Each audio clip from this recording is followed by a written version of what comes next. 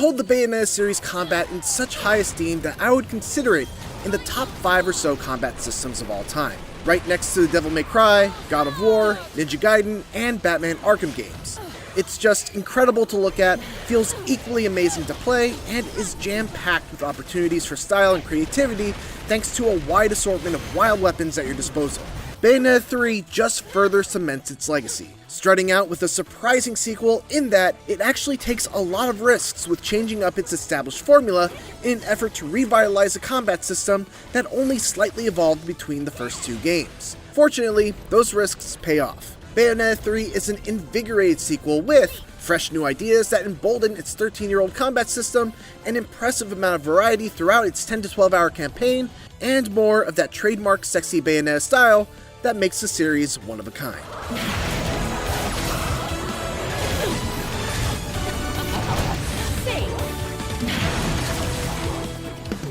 While the first 2 Bayonetta games are directly linked as far as their stories went, Bayonetta 3's tale is largely standalone, with the only absolutely required knowledge being surface-level details of who the major characters are.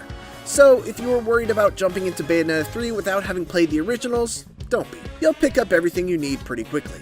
That said, Bayonetta 3's story is the weakest of the trilogy, which is especially disappointing because it starts out so promisingly. It opens with a surprisingly dark prologue chapter that introduces a mysterious and powerful new villain and a scene that we're not used to seeing in Bayonetta, the title character on her heels in a losing fight.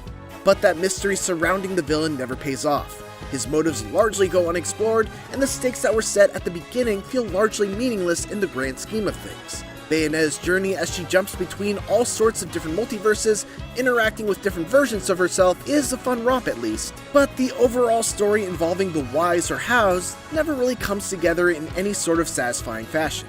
One high point of the story, though, is the introduction of Viola. She's our second playable character, and she looks like a punk protagonist plucked directly out of a completely different character action game. Sayonara. Complete with a spiked leather jacket with too many belt buckles, and a samurai sword slung behind her back.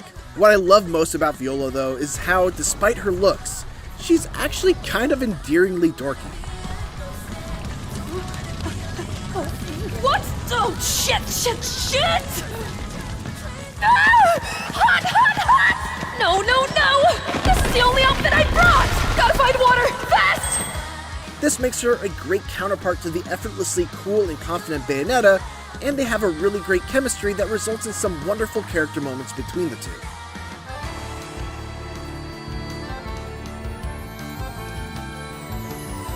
While Bayonetta 2 was largely an iterative sequel that didn't strive to fix what wasn't broken, Bayonetta 3 is much more ambitious, making sweeping changes to everything from Bayonetta's core combat abilities, to the way she finds and equips new weapons, to how she gains new techniques and abilities for those weapons, and even to how she uses magic. Let's start there with the excellent new Demon Slave mechanic. Instead of just using her demonic summons as finishing moves, Bayonetta can now freely summon them into battle by holding down the left trigger.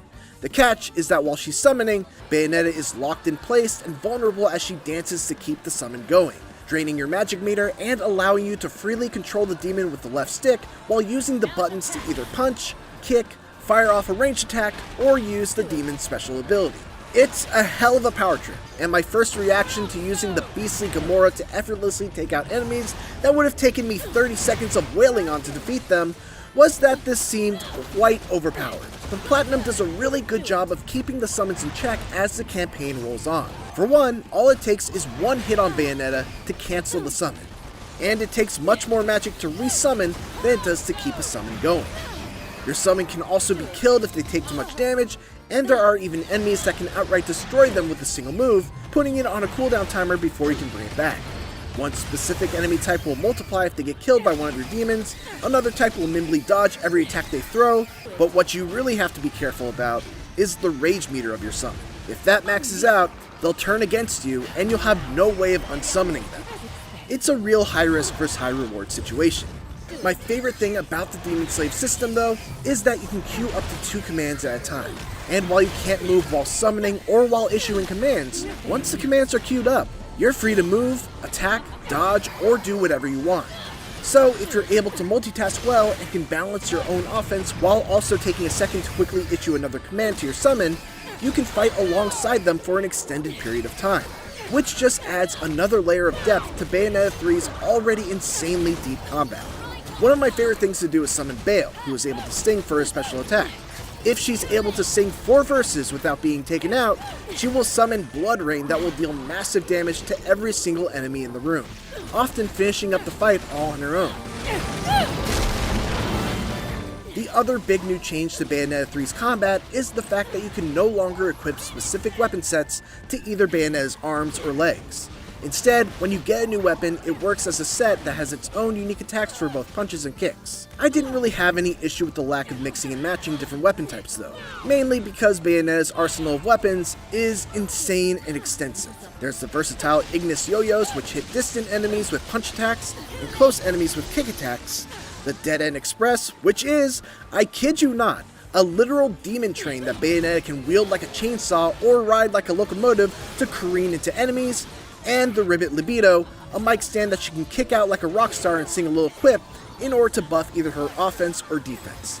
And that's just a small sampling. By the time I was finished, I had an arsenal of 10 weapons and 9 demons to play with, all of which had their own skill trees with upgradable abilities. Bayonetta has historically had some of the wildest weapons in all of video games, but I think it's easy to say that these top even her own previous games. And then there's Viola, who doesn't have access to Bayonetta's insane assortment of weapons and summons, but still manages to be a blast to play with in combat as well. Viola fights with her samurai sword, and instead of using a variety of summons, she's able to toss out her sword and transform it into her extremely powerful jovial cat demon, Cheshire. Cheshire behaves autonomously, but while he's out, Viola must fight with a limited moveset using her fists, and cannot use the series staple, Witch Time.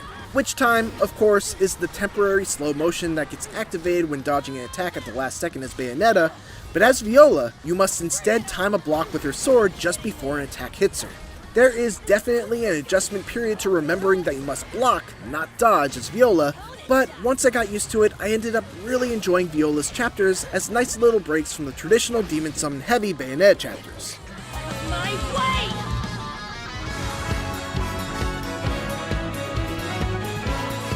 Bayonetta 3 is more than just its combat, and in fact, one of the things it does even better than its predecessors is mixing up its gameplay styles at the drop of a hat.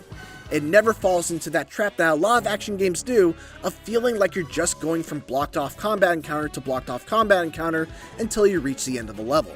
There are plenty of wide open sections where exploration is the focus, rewarding hidden missions that give valuable life or magic increasing items, fun and goofy stealth side missions starring Jean, rhythm game boss battles, and there are a large handful of legitimately jaw-dropping action sequences that put you in control while all sorts of chaos is happening around you. But a lot of these wild scenes come at a price.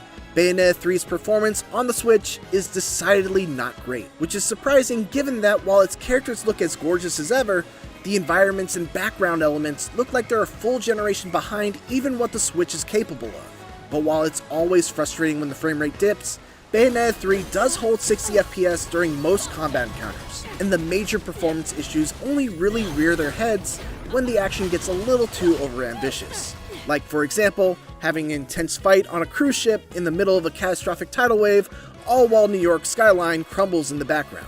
And finally, while the lack of original Bayonetta voice actress Helena Taylor is a shame, it has to be said that Jennifer Hale does a phenomenal job picking up the role of the title character. We get to see a lot more different sides of Bayonetta in this game, not to mention that we see a lot more Bayonettas, and Hale manages to nail every aspect of the character flawlessly. Quite the power lunch. Sure you'll be all right? You want some too? Fine. It's bacon time! Platinum Games has long been looked at as a leader in the character action genre, and Bayonetta 3 is a prime example of why. It's fast, reflex intensive, and features challenging combat that allows for a ton of creativity and expression when it comes to the ways in which you're able to dispatch your enemies. Both its story and its performance on the Switch are less than ideal, but neither are issues that are substantial enough to get in the way of its top-tier combat, out-of-this-world weapon variety, and inimitable style. This is a far more ambitious sequel than its more iterative predecessor, and that ambition more than pays off. The new Demon Slave summoning system and several other changes to how weapons work help reinvigorate what remains one of the best combat systems throughout all of video games.